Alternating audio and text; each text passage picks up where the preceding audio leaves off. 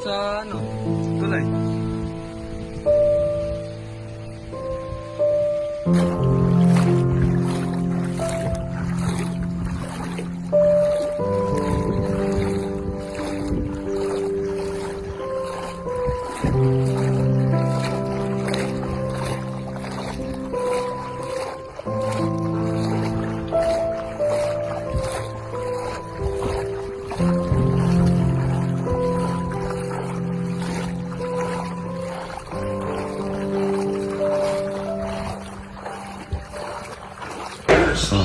Diba?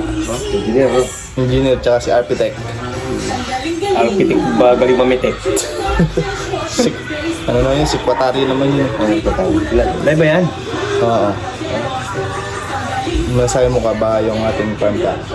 Oo, nilunod ko rin ba anong iba? So, ganun talaga mga buddy. Hindi naman natin napipigilan yun. Kalamidad yun eh. So, yun yung update natin sa farm. Huwag tayo magatigating mga buddy kasi mga kalamansi natin eh. May laban na yun. Wala na tayong tigating doon. Ano natin doon yung palay nating tabing kubo dahil nagpapagulang na lang yung mga buddy. Gusto lang namin na huwag sana malakas yung masyado yung hangin para hindi dumapa. Tapos yung isang pali naman natin na masasapaw pa lang o yung lalabas pa lang yung bunga, wala rin problema yun mga buddy. Kasi ano yan, pabor sa kanya yun, matubig. Tapos yun lang naman, di ba? Kasi yung mga papaya natin, di pa naman naitanim.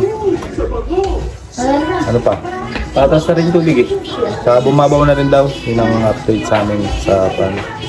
Tapos mamaya, pauwi na rin kami. Lilimasin natin neka. Ang gamit natin? Tansan. Para matanggal yung bahat. Kaya maraming tansan. Tansan! So nandun man tayo mga kabady sa farm o wala. Hindi natin kaya pigilin yung kalamidad na yan.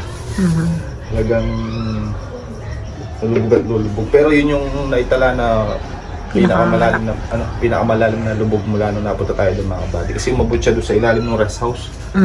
Sumampa siya doon, pero hindi naman mataas.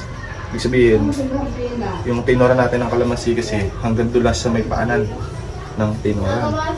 Eh ngayon, umabot siya hanggang doon sa may ilalim ng rest house. Lalim eh. So ibig sabihin, maraming tubig na Pinawala. Pinawala. Dahil sa ulan. Pero okay ka naman, di ba? Saan? Okay naman yun. Okay naman yung mga kabady. Strong na. Strong na yun. Mga gantig-gatig doon. Go. Isa pang kagandahan doon mga buddy, bukod sa hindi pa natin naitanim yung mga papaya, hindi rin tayo masyado nagtanim ng gulay. So, nagtanim man tayo tapos na mga kabady. Kumbaga, siyempre inisip din natin na tagulan pa. Kaya, good choice din yung napag-decision na namin na focus muna tayo sa kalamansi at sa iba pang mga tanim natin. Gaya ng papaya mga kabady. Kumbaga, matatiming tayo sa pag-uwi namin na siguro possible wala nang bagyo o ulan. So, makitingin-tingin pa tayo, update pa tayo sa mga pag-arapan. So, ayun mga buddy, kahit na wala tayo sa farm, may nag-update naman sa amin doon. At saka may kasama tayo na nagbabantay doon sa farm.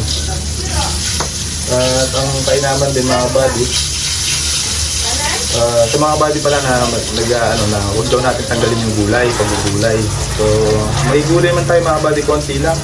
Kasi nga nakatuon talaga tayo sa kalamansi.